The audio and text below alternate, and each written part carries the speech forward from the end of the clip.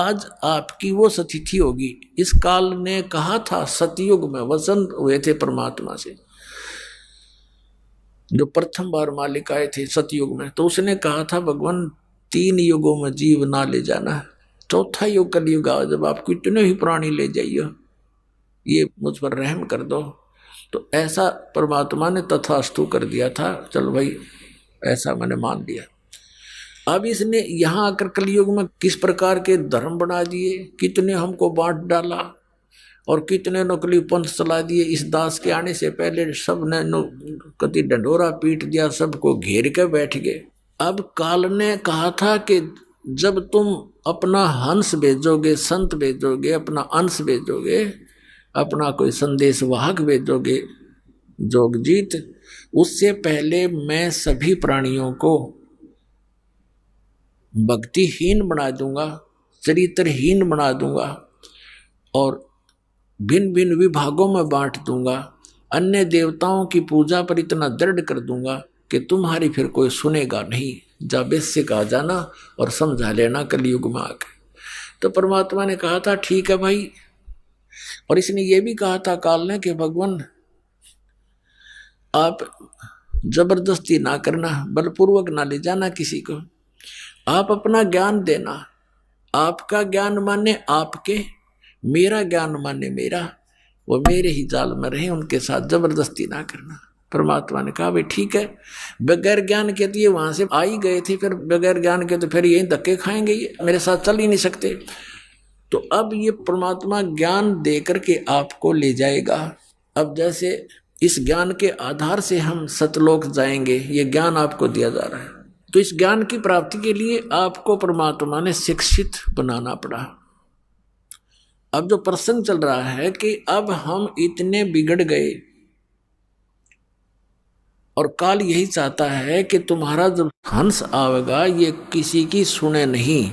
नकली संतों से, पंथों से ये थक चुके होंगे और दूध का जला फिर छाछ को भी फूंक मारकर, लस्सी भी फूंक मारता है। तो काल ने सोचा था फिर कोई नहीं सुनेगा उनके हंस की, परमात्मा के संदेश वाहक की, सतमार्ग दर्शन करने वाले की। काल ने सोचा था कोई नहीं सुनेगा। उसने कहा था कि बेशक जाओ जोग जीत संसारा, जीव ना माने कहा तुम्हारा। जीव तुम्हारा कहा ना माने और हमारी ओढ़ हो बाद बखाने। काल ने कहा था कि तुम्हारा कोई भी बात नहीं मानेगा और हमारी ओर हो करके, यानी हम काल के ज्ञान पर तुम्हारे साथ वाद विवाद करेंगे, तुम्हारी कोई नहीं सुनेगा। तो परमात्मा ने कहा था कि धर्मदास जी से बता रहे थे कि कहा था प्रभु फिर कैसे बात बनेगी दाता। अब तो आज कलयुग में तो सचमुच इसने हमारे कितने तो धर्म बना दिए और कितने हमारे को अज्ञान से भर दिया। तीर्थ व्रत और इन मस्जिद मंदिरों के पूजनों तक सीमित कर दिया। अब कैसे मानेंगे भगवान आपकी बात को।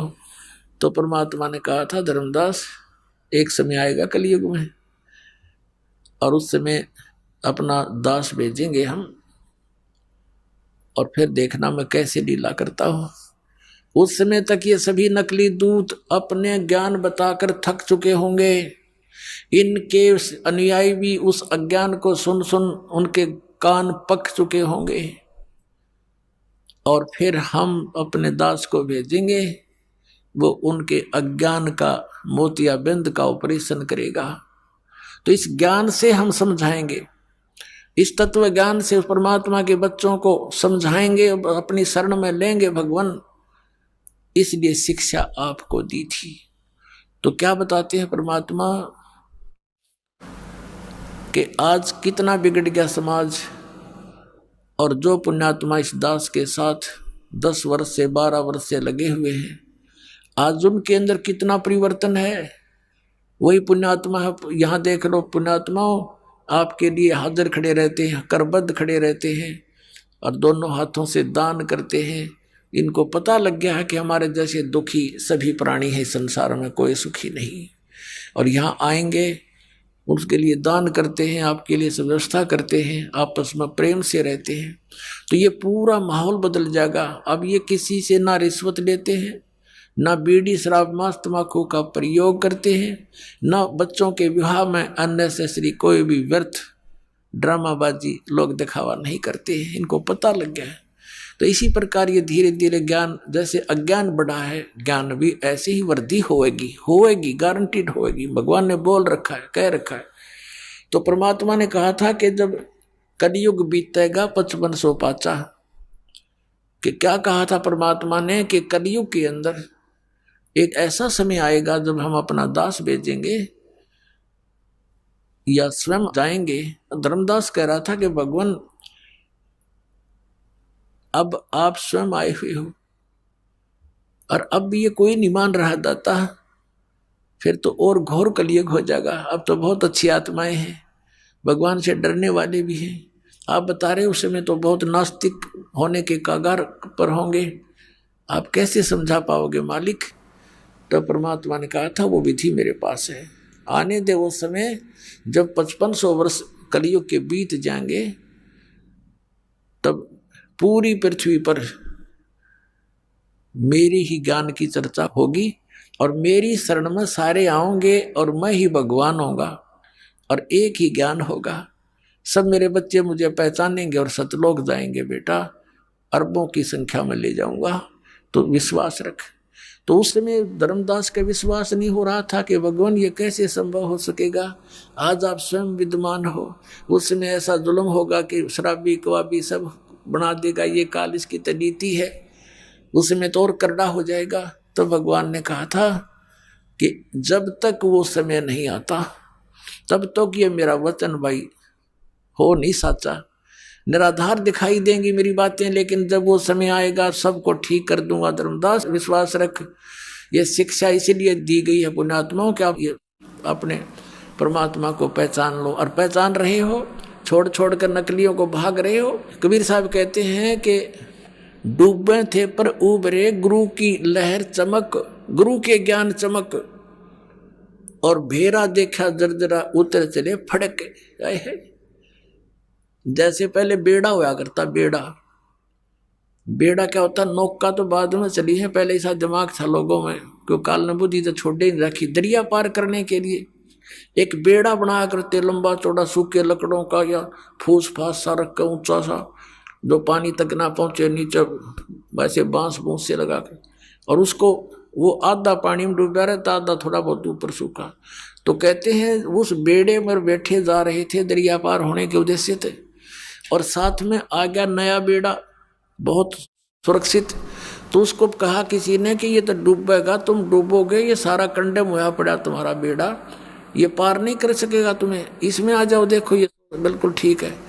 कहते हैं जब देखा, दोनों को तुलना किया कि सचमुच ये तो आधा कंडम हुआ पड़ा, डूबने वाला है और सामने वाला ठीक है, तो कहते उतर चले फड़क, तुरंत बेड़ा बदल लिया, एकदम छलांग मार के जैसे फड़क जंप लगा जाते हैं भयभीत सा होकर के।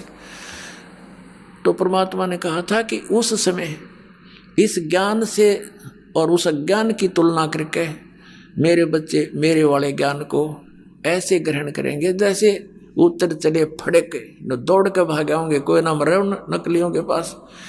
तो उस समय की इंतजार है धर्मदास मुझे, पूरे विश्व में मेरा ही ज्ञान होगा, मेरा ही गुणगान होगा, और पूरी पृथ्वी पर एक बार फिर से सतयुग जैसा माहौल होगा।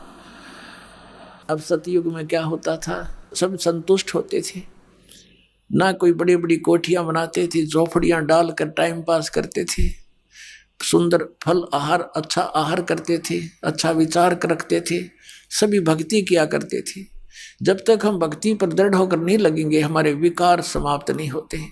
कोई न कोई बकवाद मन में लगी रहती है, कभी कोठी बनाने की, कभी कुछ और, लड़की ब्यान की तो लड़का ब्यान का, यानी विवाह तो करना ही है, लेकिन जो हमने रीतियां बना रखी है, वो लड़का जवान होता जाता है, लड़की जवान होती जाती है, पिता और माता के छाती पर बोझ बनता चला जाता है, क्योंकि हमने ये दहेज ले और दे के हमने अपने ऊपर वजन धर लिया।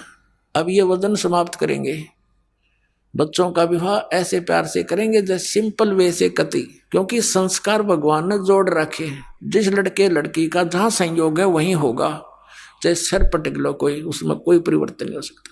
फिर जब भगवान ने ब्याह कर ही रखा है तो हम तो निमित्त बने थोड़ा सा, कि हम अपनी पुत्री का विवाह आपके पुत्र से करना चाहते हैं। खाना खिलाओ थोड़ा सिंपल सा, और बच्ची को पढ़ाई कर दो, ड्रामाबाजी फलान दकड़। और जब भगवान ने उसकी किस्मत में लिख दिया और फिर इधर से नाम प्राप्त हो गया, तो भगवान नई किस्मत लिखेगा अपनी बेटी की। एक दहेज से कितने दिन सुखी हो सकता है, और कितने दिन अपने पुत्री को आप सुखी कर सकते हो? वो लेने वाला कितने दिन उससे अपना निर्वाह कर सकता है? फिर भी अपने हाथों से निर्वाह करेगा और भगवान पर विश्वास करेगा तो जीवन सफर उसका अच्छी तरह पूरा होगा। तो हम पहले से ही मालिक से डर कर चलेंगे। अगर हम किसी का धन लेते हैं तो हमारे ऊपर कर्जा बन गया, दान लेते हैं, दहेज लेते हैं, और फिर यही लेन देन के चक्कर में फिर हम उनके पशु बनकर आएंगे। आज हम दामाद बनकर ले रहे हैं, अगले जन्म में पशु बैल बनकर देंगे, गधे बनकर देंगे उनके। बता क्यों शर्म दर्द करे? तो बिना ज्ञान के कहते जैसे कर का जहर का रंग होरी हो, कहो कौन तिस खावे राम रंग होरी हो। जब आपको ज्ञान होगा कि तो विष है, इस विष को कैसे खाएं? अब विष पड़ा हो कहीं पर, एक कण भी पड़ा हो और आपको पता है ये विष है, आप लगा के दिखाना, जीभ के फेंक देगे नू और हाथ भी धोखाओगे, और इसी जगह डालोगे कहीं और का हाथ ना लग जाए और भी ना मर जाए।